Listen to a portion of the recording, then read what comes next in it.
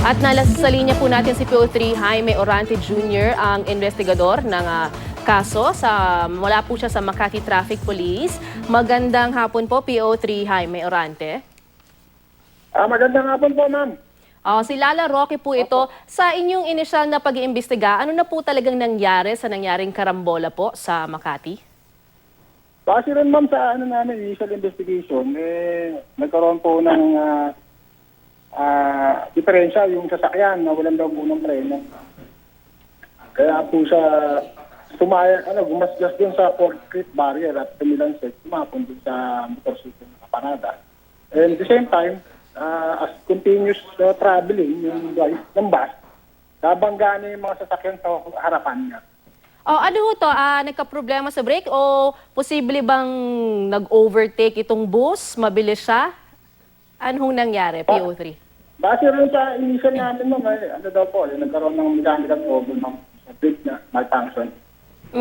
Pero mabilis ho ba sa inyong investigasyon? Base rin sa inyong mga nakausap na saksi, mabilis ho ba ang takbo ng bus ng Pascual Liner? Base rin, ma'am, medyo may kabilisan naman po. Kaya nga po, nagtuloy-tuloy yung bus. Ano mga oras na ito kasi, kundi ako nagkamali, mga alas 10 nangyari, pasado alas 10. Nung panahon ho ba na yan, hindi ho ba traffic sa area na yan? Hindi naman po. Moderate naman po yung takbo ng trapiko ng mga oras na yan. Kaya lang naman po nabangga kasi yung nasa harapan. Kasi po sabi ng mga driver ng nasa harapan, bago magmakin dito, yung stoplight po nakapula po. Kaya naka-stop po sila lang. Tapos mabilis ang takbo nitong Pascual Liner. Nawalan na po ng breakdown yung bus liner ng Pascual Liner. Karamihan po sa mga nasaktan o sugatan na naitakbo po sa ospital ay sakay po nitong bus? Opo. Karamihan po na nasugatan o nasaktan yung pasero po ng bus liner po. Kamusta po ngayon yung driver? Siya po daw ang isa sa pinakamaluwang nasugatan.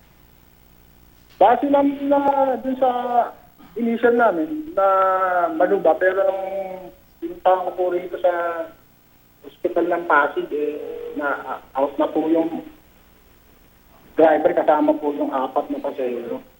Ano po, linawin lang po natin, nakalabas na po ng ospital ang driver ng bus?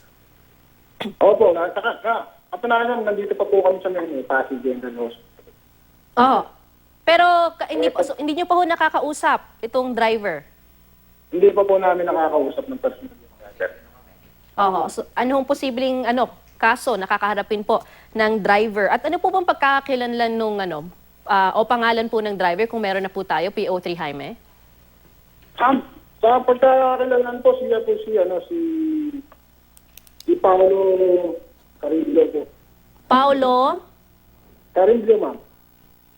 Carindo? Carillo, dobo. Carillo. Sa inyo pong investigasyon, initial na investigasyon, ito ba'y may mga dati ng kaso? Sa akin pong wala pa naman po, hindi pa na po nahawakan po, first time pa lang po sa Okay. Sige po, maraming salamat po sa inyong panahon. Kami po ay patuloy na kukuha ng update sa inyo pong investigasyon dyan sa nangyari pong karambola sa Makati kanina lamang.